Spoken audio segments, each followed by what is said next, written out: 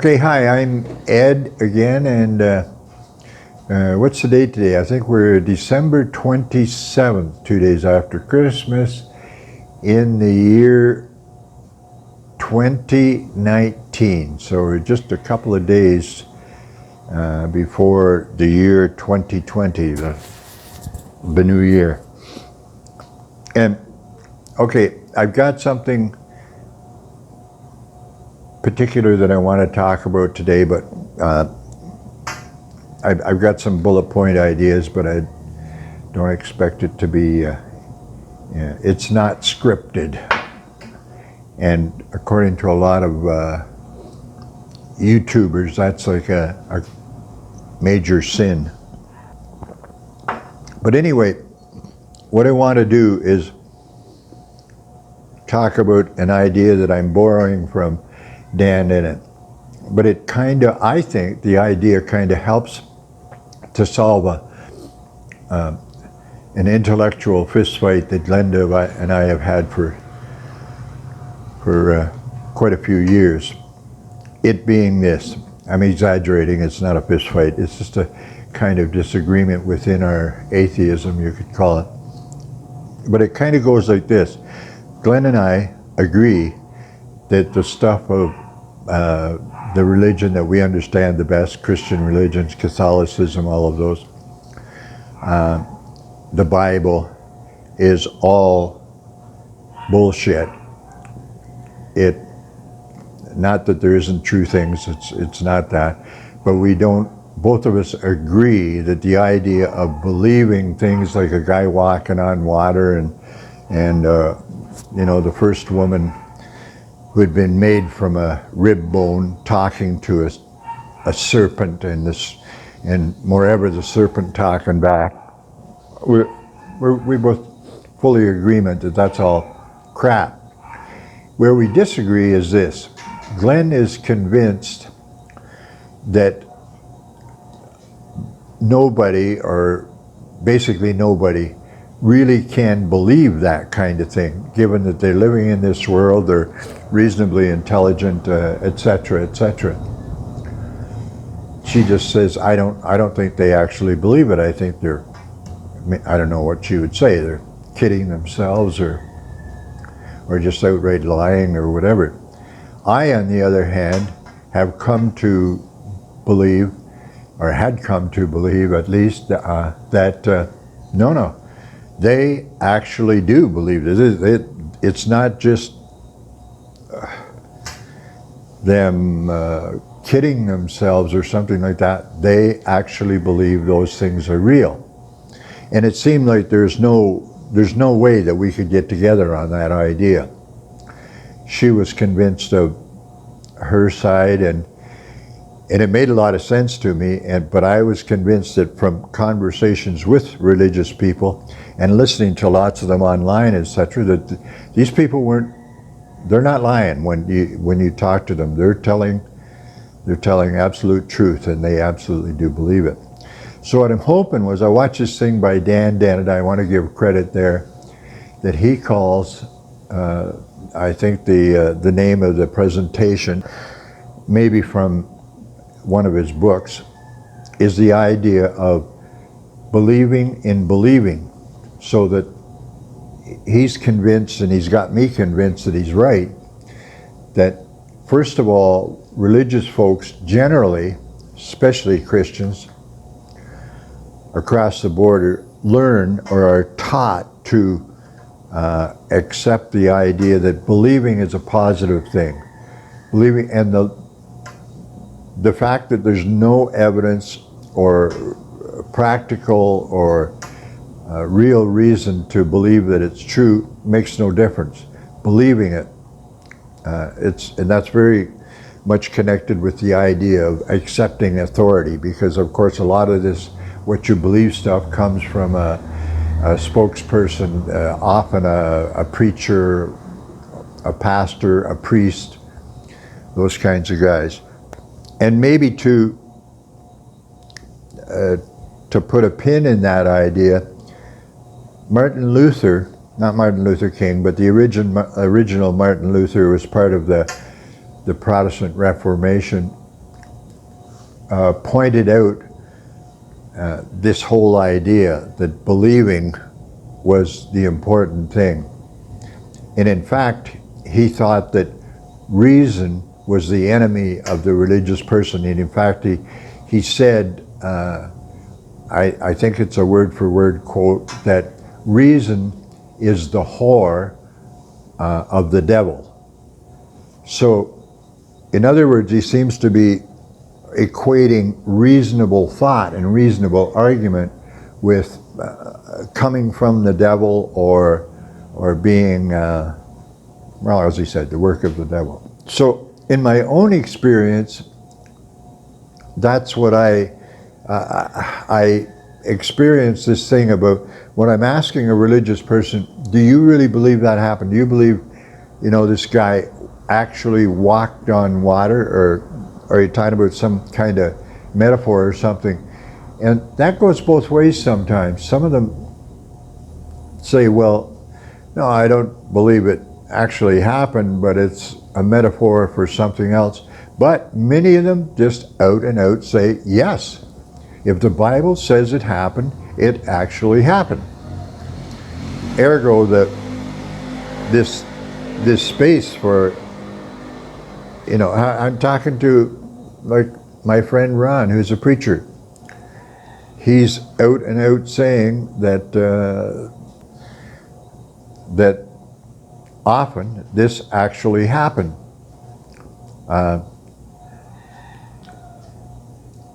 Now, I have also heard him say that certain of the things where you say, okay, like the story of Moses parting the sea, the Red Sea, and the people going through there to escape the Pharaoh's men, the Egyptian Pharaoh's men, everything. There was a time when my friend, the preacher, would argue, well, it's possible that the wind blew the water in such a way that the people could pass through. So it's not real, he doesn't like the word magic, but it's not real, changing how the world works, and you don't have to throw out the laws of gravity and so on, but it's actually a wind blew the water. Now, okay, that's not impossible. But to imagine wind blowing hard enough that the ocean can be parted like this, and the wind could actually, hold water over here somehow and hold, you got to have a wind blowing in two directions for one thing, and if that was the case, a wind is blowing that strong to hold an ocean, how the hell people could walk through that wind, and there was up to 3 million of them, depend on whose story you're listening to. Just doesn't make any sense.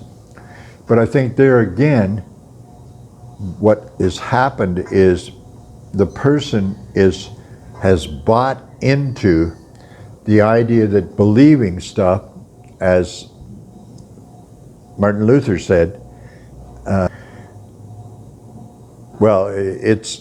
it's morally positive and honorable, and it falls in line with another part of the thing is obeying authority and never disagreeing with authority, as long as you, that part of it sounds so much like an ass kissers kind of club. There's this imaginary king, or whatever you want to call him, the creator, and we have to kiss his ass, and that's not okay. That's not part of the argument about believing in believing. But or we have painters. So anyway, where else did I want to go with that, Glenn? Maybe trying to, what I was thinking was, what I started out with is Glenda's saying, never mind the fact that it's all bullshit, but Glenda's saying, I don't think they actually believe that stuff. People, educated people and that, I don't think they actually believe it. And me saying, oh yeah, they actually believe it. I don't know what Glenn would have said, I don't think she wanted to accuse them of out and out lying or anything. So it's either you have this problem with the concept of believing, what that means. What the hell does it mean to believe? Or you go with this thing, they believe that believing, however they see that, thinking something is true, they believe that's a good thing to do in its own right. So the kind of conversation I get in with them that, I'm just arguing with, do you really believe? I say, do you believe in unicorns? And most of the time, people who are religious headspace, they immediately hesitate, but usually come up with, no, not unicorns are imaginary and they're made up and all of that.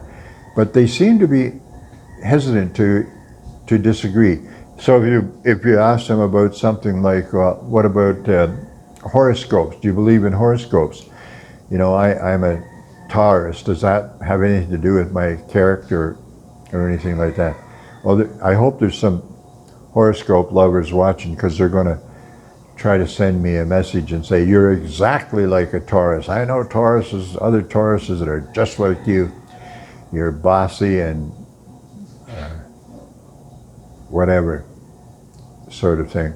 But anyway, the point is, I think the problem is, once you learn and are talked into this concept of believing is positive, authority is untouchable, you are stuck with it. Because to say that I don't believe is to them is like saying I'm a bad person. Ergo you're aligned with the devil or doing the work of the devil or something like that. So they're trapped in that thing. And this whole idea of listening to Dan Dennett talking about this believing and believing has got me convinced that there are so many people who, in the sense that you and I use the word, do not believe, and yet are claiming that they do believe. The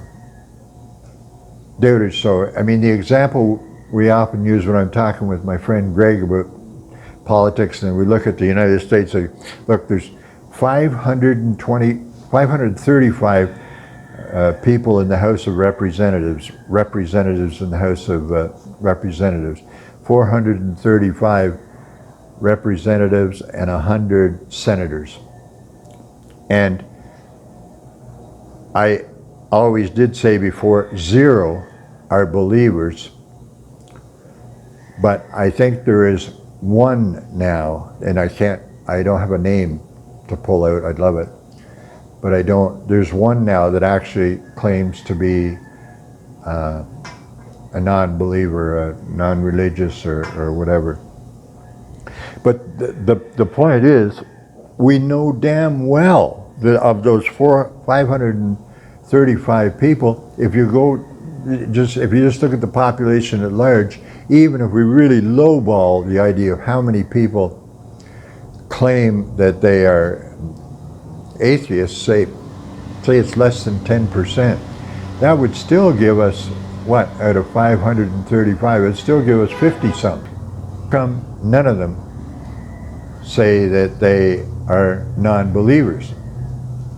Bennett's argument, I would think, or Dan Dennett, and my argument would be that just doesn't make sense.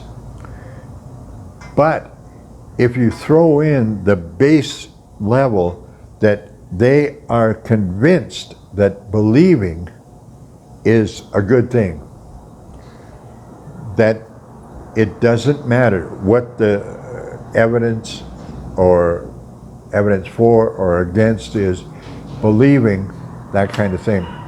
And as Martin Luther claimed, the more unbelievable it is, the more he wanted to believe it strongly, sort of thing.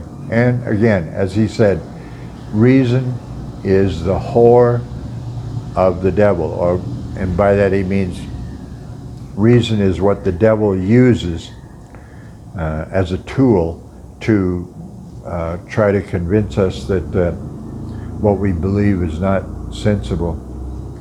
So part of the reason I got excited about this is, as I said at the beginning, I thought that it was a way to bridge the difference between Glenn and I and that cute pooch she has on her lap. No, for Glenn and I to bring this thing together. I mean, it's not something we disagree about generally, but if I actually bring it up, I think she still would say, I don't think that those people actually believe, that the guy walked on water, or there was a virgin pregnancy, a virgin birth, and all of it. Her claim is that they don't believe it. My claim was, as you recall, that yes, they do believe it. And I think this thing brings us in between. They believe that they should believe it, for sure. And I think that's where my stance is now. They believe that they should believe that stuff. Why? Because it comes from a book that they call a holy book. It's preached and argued for by people with authority, i.e. priests, pastors, and I don't know what they call those guys, imams or whatever in the other religion, other religions, but authority figures. So they're convinced that they should believe it, and they're concerned that if they don't believe it, I mean, that's the whole damn thing. According to the doctrine, if you don't believe, you go to hell. And for me, the problem maybe again with the word belief, because it seems to me that I can't believe that stuff. I can't believe that some guy walked on water. How the hell could I ever be convinced that actually happened? But that's a problem, and maybe it's kind of tied with the one I did, one of the last ones I did that talked about the idea. Imagine, they can imagine a guy walking across the pool. Yep, I guess I can imagine that too, trying to see him walking along as though the water was solid or something like that. But I don't believe it can happen. I believe that as soon as a real person, even Jesus, if he was a real person, if he stepped on that pool, he's going to sink.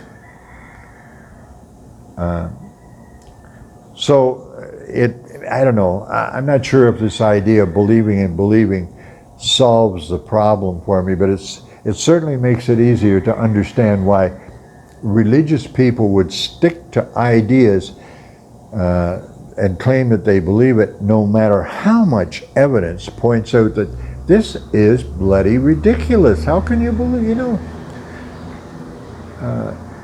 any of those things? I mean, which the very beginning of, there's this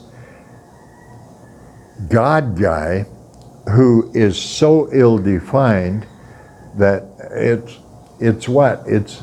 they want to use words like spirit and everything, but there's something kind of floating around that watches us and is really concerned about what we do, especially when we're naked and all that sort of thing.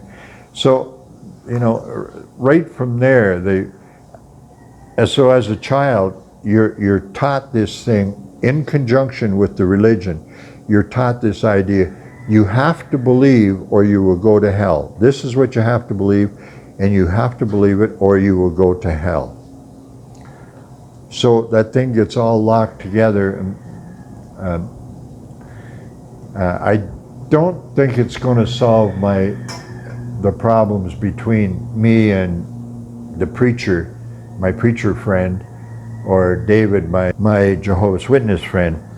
I don't think it's going to bring us together. But I think if I suggest to them that one of the problems is that they believe in the value of believing above and beyond the idea of evidence and data and good solid reasons to believe. I think they're kind of forced to agree with me on that thing. I mean, after all, the one thing for sure you have to do to get to the Christian heaven, one thing absolutely for sure, you have to believe that God exists. If you don't believe that, you can't. And you have to also believe, I think, that Jesus is your Savior. You got to believe at least those two things. And so they're stuck with this thing. Again, maybe it's tied to the fear of death and all of that. So you have to believe that Jesus and God are real things, and that heaven is a real thing, and you're going to get heaven as long as you believe. I mean, I think they're trapped. When I get to the end of this, it still feels to me like I'm a little bit like I'm saying they're not telling the truth, and they aren't telling what is the truth, but I think they're telling what they believe is the truth.